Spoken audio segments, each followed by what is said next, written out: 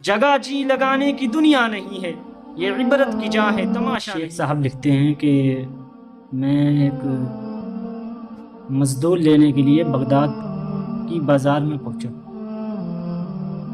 میں نے دیکھا کہ ایک نوجوان لڑکا ہے، بڑا کمزور سا، لیکن چہرے پر عکس نظر آتا ہے کہ بندہ نماز پڑھنے والا ہے، کیونکہ چہرے بھی بہت کچھ بیاں کر دیتے ہیں، بہت کچھ بتایا کیا کرتے ہیں۔ تو اس کے ماتھے پر جو نشان بنا تھا اس سے معلوم چلتا تھا بڑی عبادت گزار بچہ ہے، بڑا نیک ہے۔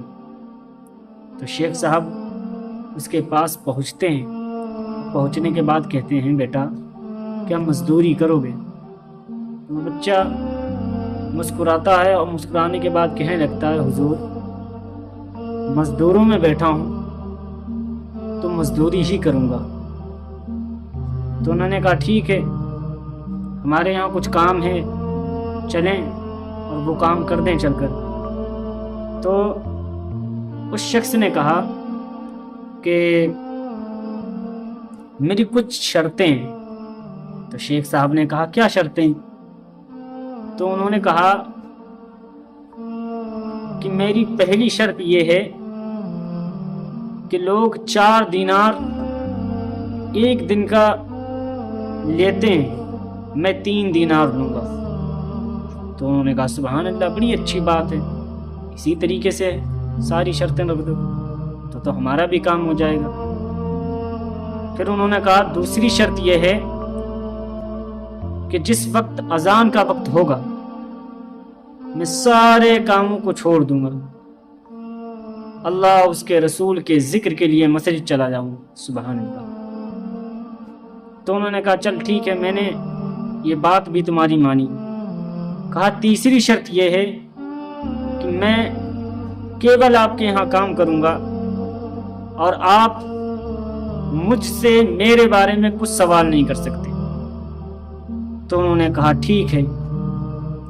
وہ شیخ صاحب جب اس بچے کو، اس مزدور کو اپنے گھر لے کر گئے تو انہوں نے جو کام بتایا جو لوگ پورے دن میں کرتے تھے، اس بچے نے 2 گھنٹے میں وہ کام پورا کر دیا۔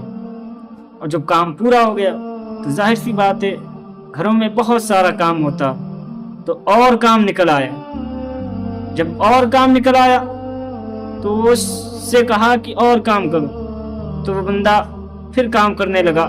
ہلکے ہلکے وقت ظہر آ گیا، جب اذان کا وقت ہوا، اذان ہونے لگی، کچھ مٹی باقی تھی وہ ڈالنا تھی، اذان ہوئی فوراً کام چھوڑ دیا۔ تو ان شیخ صاحب کے لڑکے نے کہا یہ مٹی ڈال دو پھر اس کے بعد جاؤ۔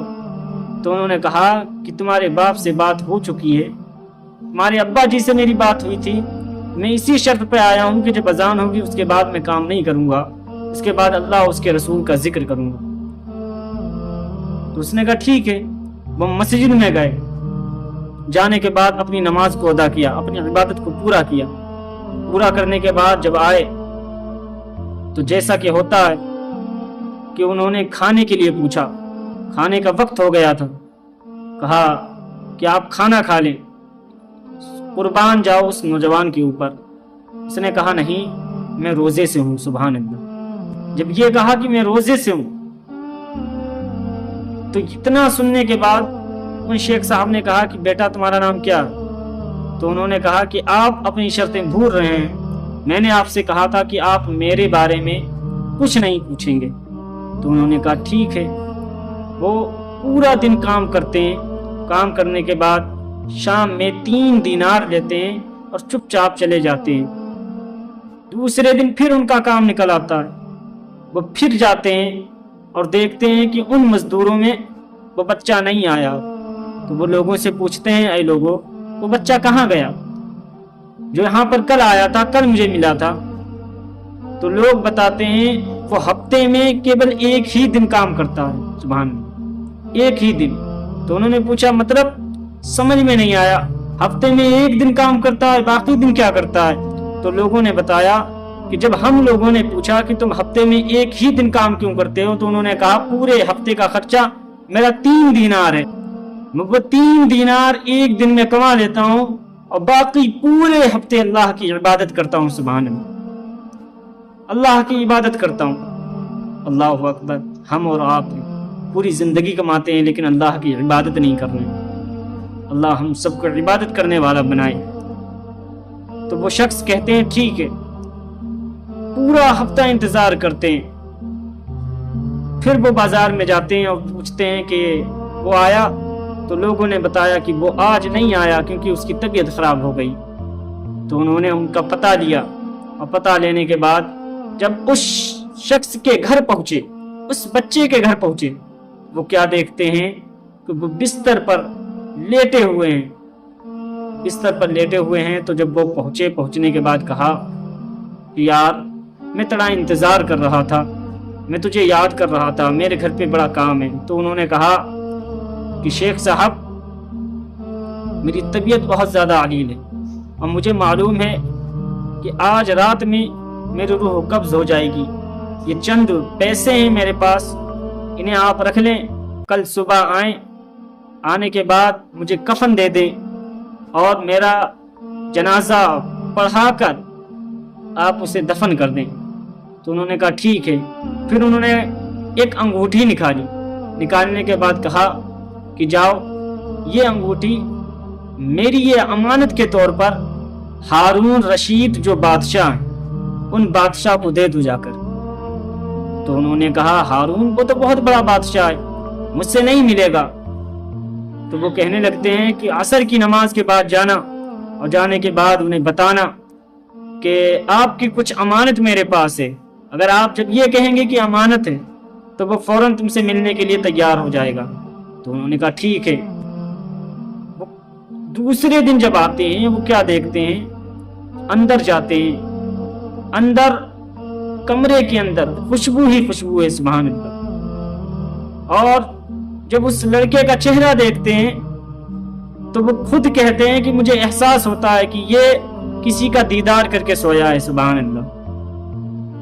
کفن دفن دیتے ہیں، نماز ہوتی ہے، نماز ہونے کے بعد انہیں دفن کر دیا جاتا ہے۔ وہ خود کہتے ہیں کہ میں کیول 2 لوگوں کو نماز پڑھنے کے لیے بلایا تھا، کیول 2 لوگوں کو، میں نے خود دیکھا تھا کہ پتہ نہیں کہاں سے لوگ ان کے جنازے میں آ رہے تھے، بڑی تعداد میں لوگ وہاں پر حاضر ہوئے، اور نماز کے بعد انہیں دفن کیا گیا۔ دفن کرنے کے بعد مجھے جو وصیت کے طور پر وہ انگوٹھی ملی تھی، میں وہ انگوٹھی لے کر عصر کی نماز کے بعد بادشاہ کے دربار میں پہنچا، اور ہارون رشید بادشاہ اپنے محل پر کھڑا تھا۔ تو میں نے اسے آواز دی کہ میں تم سے ملنا چاہتا ہوں، تو اس نے منع کر دیا۔ تو میں نے کہا کہ میرے پاس تمہاری کچھ امانت ہے۔ تو اس نے کہا ٹھیک ہے۔ وہ آیا، آنے کے بعد مجھے ایک سائٹ میں لے گیا اور کہا کیا امانت ہے؟ تو ہارون رشید بادشاہ کو سامنے ان شیخ صاحب نے اس انگوٹھی کو دیا اور کہا یہ ایک بچے نے مجھے دی تھی، اور کہا کہ ہارون رشید کو دے دینا جا کر۔ تو جب وہ انگوٹھی اس کے ہاتھ میں جاتی ہے، جانے کے بعد وہ تڑپ پڑتا ہے، رونے لگتا ہے اور کہتا ہے یہ بچہ کہاں ہے؟ جب ہارون رشید بادشاہ کے منہ سے یہ بات وہ سنتے ہیں، سننے کے بعد وہ کہنے لگتے ہیں یار آخر ماجرا کیا؟ تو کہا پہلے بتاؤ یہ بچہ کہاں ہے؟ تو ہارون رشید بادشاہ کی جب یہ بات سن کر تو انہوں نے کہا اس بچے کا انتقال ہو گیا۔ اتنا سننا تھا، ہارون رشید زار و قطار رونے لگتے ہیں، بہت روتے ہیں اور کہتے ہیں چل یار مجھے اس بچے کی قبر پر لے چل۔ ہارون رشید اور وہ شیخ صاحب اس بچے کی قبر پر پہنچتے ہیں۔ جیسے ہی قبر پر جاتے ہیں، جانے کے بعد وہ کیا دیکھتے ہیں کہ ہارون رشید وہاں زار و قطار رو رہا ہے، اتنا رو رہا ہے حد سے زیادہ۔ ہارون رشید سے جب وہ شیخ صاحب کہتے ہیں یار میری سمجھ میں نہیں آ رہا ہے، نہ اس نے کچھ بتایا نہ تو کچھ بتا رہا ہے، آخر وجہ کیا ہے؟ ہارون رشید کہنے لگتے ہیں یہ میرا بیٹا ہے، یہ ایک اللہ حوالے کے پاس جایا کیا کرتا تھا اور اللہ کی یاد میں اتنا مگن ہو گیا، اتنا کھو گیا کہ اس نے تخت و تاج کو لات مار دی، اور ہم لوگوں سے کہا کرتا تھا بابا اللہ اس کے رسول کی بارگاہ میں آ جاؤ، اتنی جو دولت تم نے کما رکھی ہے اس کا حساب و کتاب تمہیں دینا پڑے گا، اللہ کی بارگاہ میں نہیں دے پاؤ گے۔ ہارون رشید کہتے ہیں کہ یار یہ تھا تو میرا بیٹا لیکن یہ میرا مرشد نکلا۔ اللہ اکبر، اتنا ذوق و شوق ایک بادشاہ کے بچے کے اندر بڑا کم دیکھنے کو ملتا ہے، کیونکہ ہمارے یہاں تو ایسا ہوتا ہے نا کہ اگر کوئی بادشاہ ہے تو اس کا بچہ بادشاہ بنے گا، اس کا بچہ دوسروں کے اوپر ظلم و ستم کرنے والا بنے گا۔ لیکن ایک ہماری تاریخ یہ بھی ہے کہ اللہ حوالے کس طریقے سے ساری چیزوں کو چھوڑ کر اللہ اس کے رسول کی بارگاہ میں آیا کیا کرتے تھے اور تمام زمانے کو بتایا کیا کرتے تھے، اے لوگو یہ دنیا کچھ نہیں ہے، یہ دنیا ختم ہونے والی چیز ہے۔ شاعر نے لکھا ہے نا، جگہ جی لگانے کی دنیا نہیں ہے، یہ عبرت کی جا ہے تماشا نہیں ہے۔